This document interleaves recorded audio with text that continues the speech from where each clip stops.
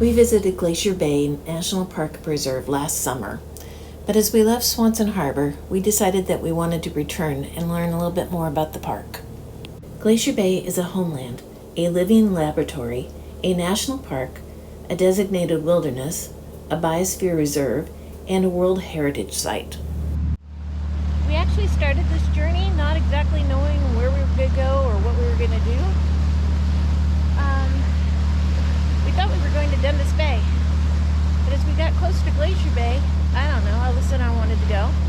So we called in and filled out a permit real quick, and we've just been approved to be in there for 6 nights, 7 days. That's even longer than last time we were in there. Here is the route that we took. We left Swanson Harbor at 8:15 a.m. and we arrived at Bartlett Cove around 4 p.m. It was a distance of 40 nautical miles and it took us about 6 hours. I just made visiting Glacier Bay by private boat sound so easy. It's not. Park regulations allow 25 private vessels to obtain permits to travel inside Glacier Bay each day, June 1st through August 31st. 13 permits are designated as advance notice permits, while the remaining 12 permits are designated as short-term notice permits.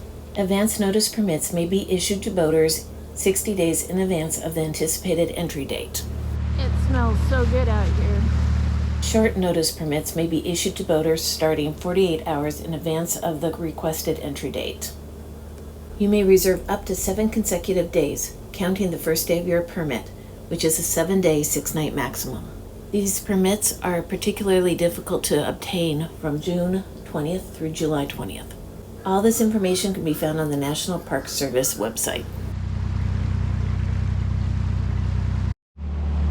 There goes a tugboat with a barge.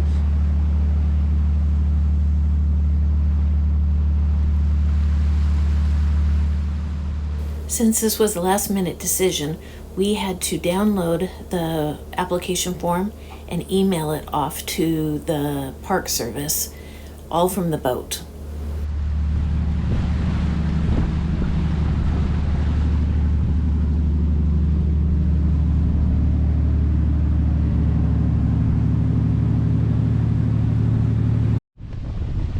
Check out this water as we enter Glacier Bay.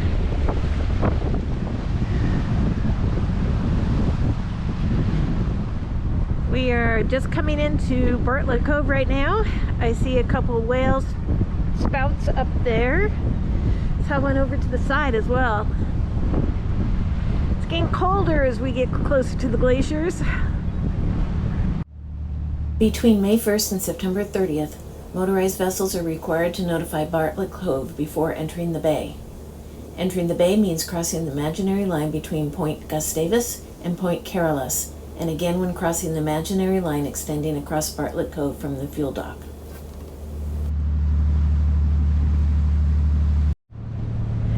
We are coming into Bartlett Cove right now. This was last minute enough that we couldn't take our boater orientation video because we were running out of cell service. So this time we're gonna actually come into the visitor center and take it there and see what's around. You can get most of the orientation and the maps online. You just have to plan ahead. And if you don't plan ahead, you have to actually go in and do it and get the information from them. We are at the Glacier Bay National Park and Preserve, Bartlett Cove. And there's our pretty boat. And there's my husband trying to get all of the hair off his black fleece coat. I think we might just shave his head soon. We can park here for 3 hours.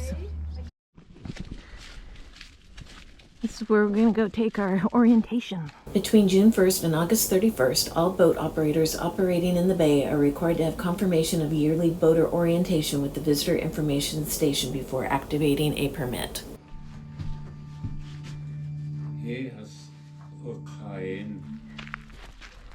This is the Tlingit Trail.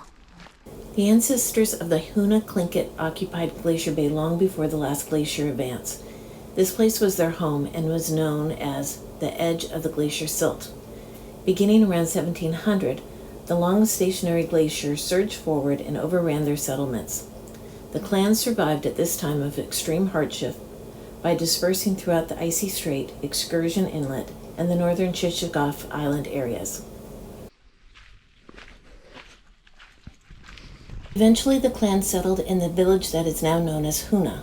It's right across Icy Strait from Glacier Bay National Park.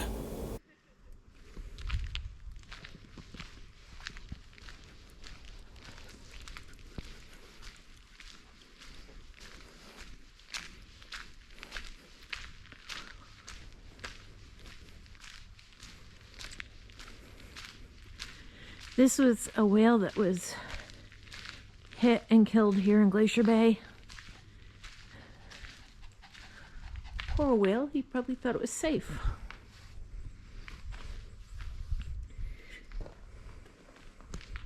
It was a sad day in July of 2001 when a well-known pregnant humpback whale was found floating lifeless in Glacier Bay.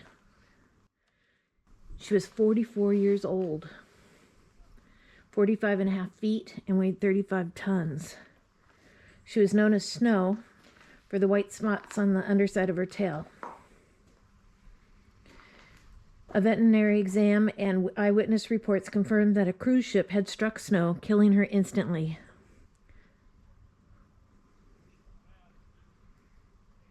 That's just sad.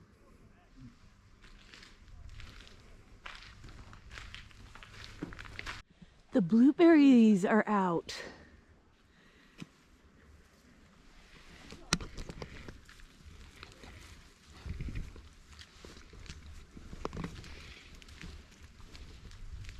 Isn't it a little early?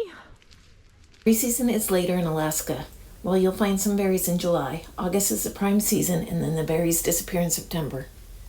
The salmon berries are ripening, but you can tell that people eating them as they come along the path.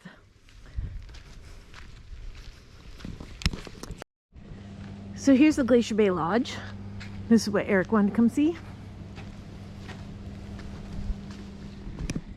They're kind of small.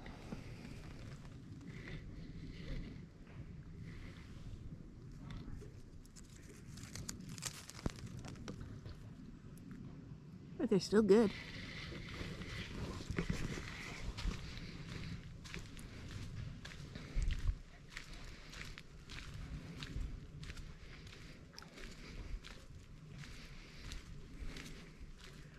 There's salmon berries too.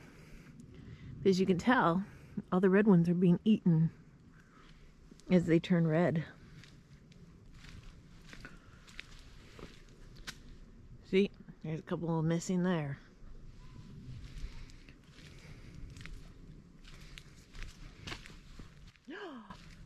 Yeah, I see one up there. I don't have the right shoes on for this.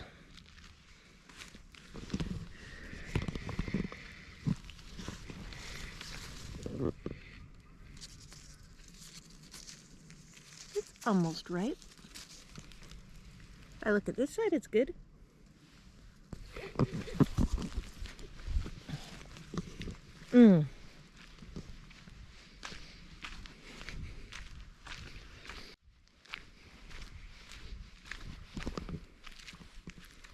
So this here is Indian rhubarb, and if you get the stuff in the stems on you, it really stings.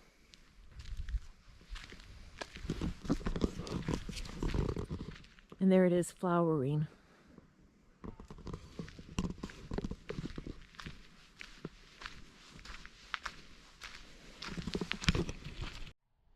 This is the Healing Totem Pole. It tells the story of the evolving relationship between the National Park Service and the Huna Indian Association, which is the federally recognized tribal government of the Huna Tlingit clans. This is fireweed. The fireweed begins blooming in the late summer, and by the time the blooms at the top have begun to wilt, old sourdoughs say that the first snow is less than 6 weeks away. We ended up anchoring in Bartlett Cove, and it's a little busier. It's got some boats around. But the distracting thing, I have my fishing pole down. It's all ready to go. Trying to get some halibut. But there are 2-3 whales out here, and all you hear is whoosh. And it goes quiet for a while, and then you hear it again, and then you see their back come up. So they're out here feeding.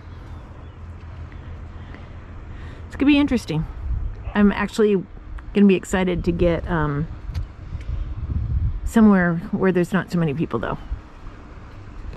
The visitor center and the Glacier Bay Lodge is just right there. We have to make sure that we don't go on the other side of those markers. We have to stay on this side. There have been 2 whale watching boats come through.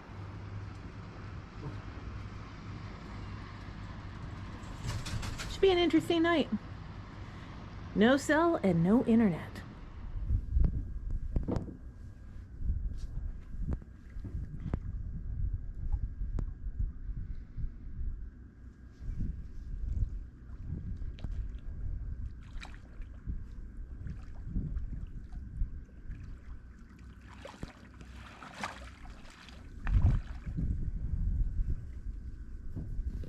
He's gonna come up and poop on the pea pit a bit. Or take my bait. Yeah, he's coming up on the scene right now. You scare him away. I'm getting a whiff of Weston. That was amazing. Oh, there he is.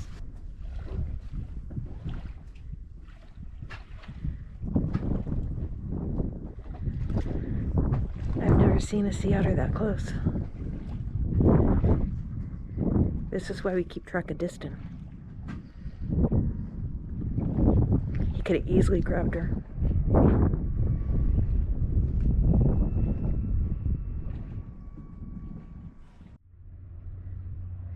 One of those whales just breached right in front of that cruise ship.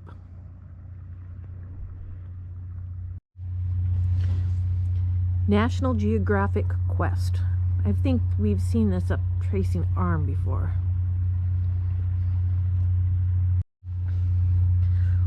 Wow, if he parks on that dock, nobody else is gonna fit. Well, they left a little bit of the dock. If I was going to cruise through Southeast, not on my own boat, this would be as large as I would get on a cruise boat.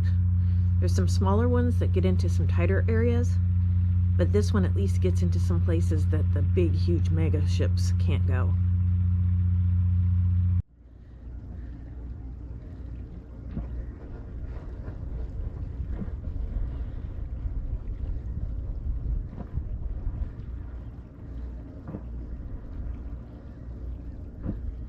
I have never seen that before.